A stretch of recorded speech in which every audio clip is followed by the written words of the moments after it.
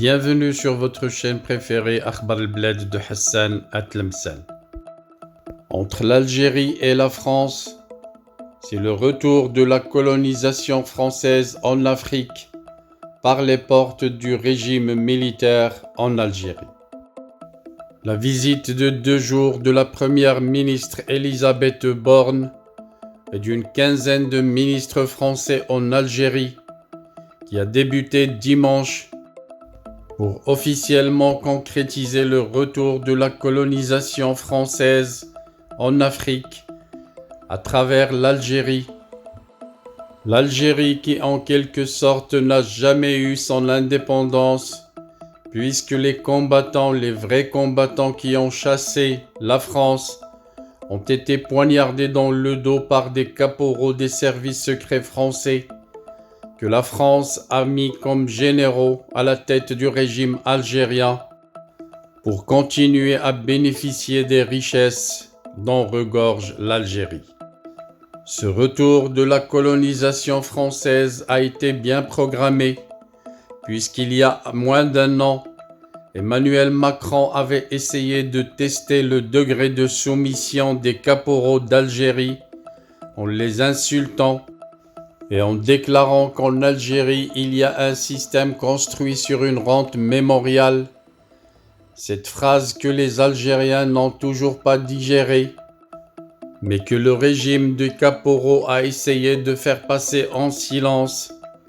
Vu d'Algérie, les propos tenus par Emmanuel Macron suggérant que l'identité nationale de l'Algérie n'était forgée que sous domination française et que les dirigeants algériens avaient réécrit l'histoire et que l'Algérie n'a jamais été une nation ni un État comme ses voisins, puisqu'il était toujours soumis à une colonisation ottomane des Turcs, d'abord, puis française par la suite.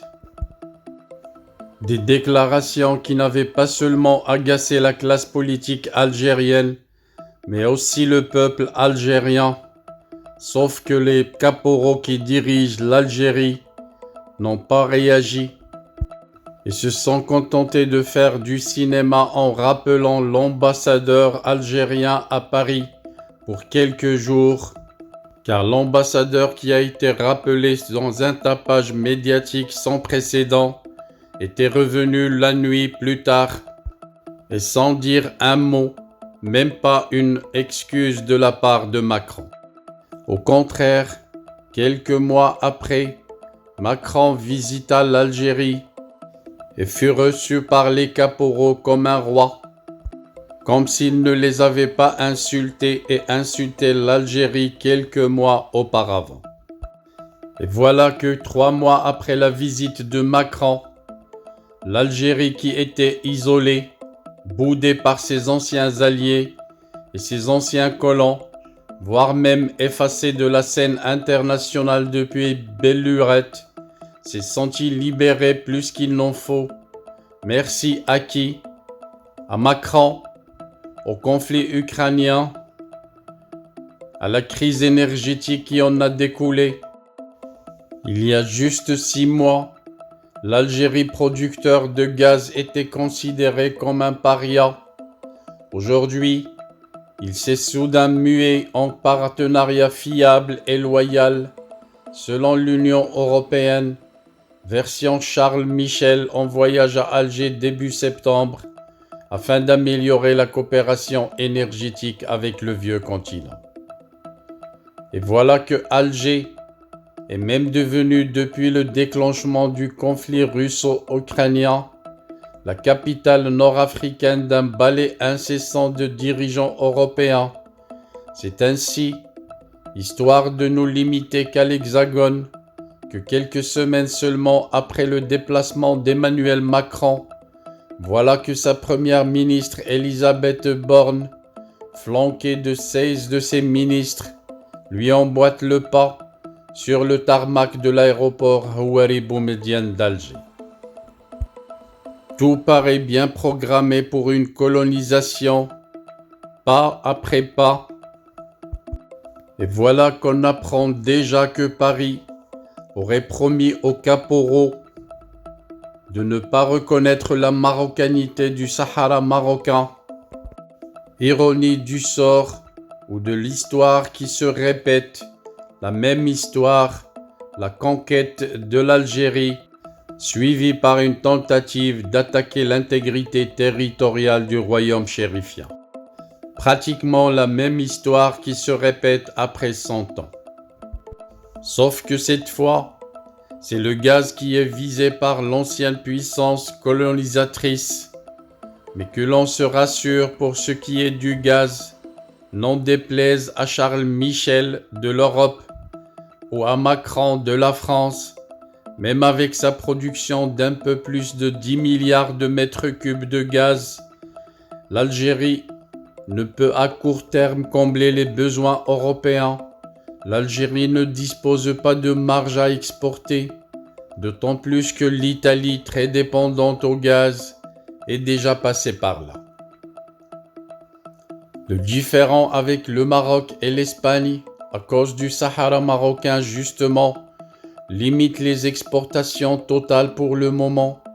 L'un des deux gazoducs, le Maghreb-Europe, reliant l'Algérie à l'Espagne qui passe par le Maroc, n'est plus alimenté depuis fin 2021 et son flux est plutôt à l'inverse ces derniers temps, conséquence de la rupture des relations diplomatiques entre Alger et Rabat. Et bien entendu, fidèles à leur hostilité contre le Maroc, la France et l'Algérie ont longuement discuté comment déranger encore le Maroc durant cette visite.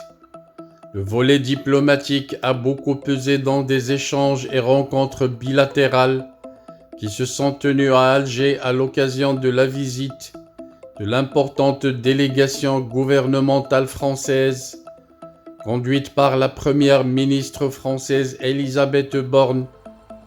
Ainsi, le chef de la diplomatie algérienne Ramtan Al-Amamra a longuement échangé et travaillé avec Catherine Colonna, la ministre française de l'Europe et des Affaires étrangères, et selon des sources fiables, le Maroc et la question du conflit du Sahara occidental ont été au cœur de ces discussions.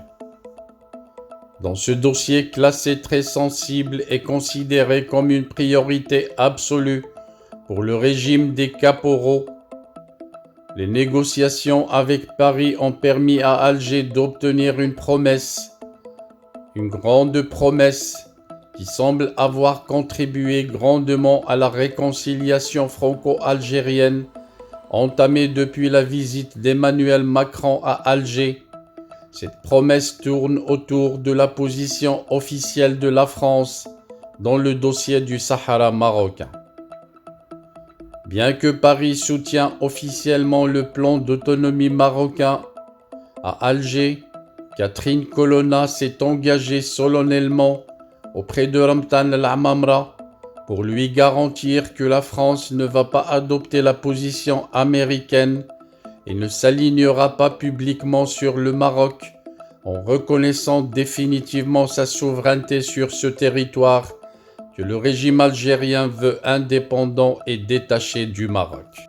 Et voilà que le colonisé supplie le colonisateur pour qu'il ne se contente pas uniquement de l'Algérie et de prolonger son esprit colonisateur et ses gourmandises pour le colonialisme au reste des États africains indépendants. Jamais l'Afrique n'a connu pire régime que le régime algérien, le régime de caporaux des services secrets français que la France a laissé à la tête de l'Algérie pour garder un pied en Afrique et pour tenter de garder la main mise sur les richesses dont regorge le sol africain.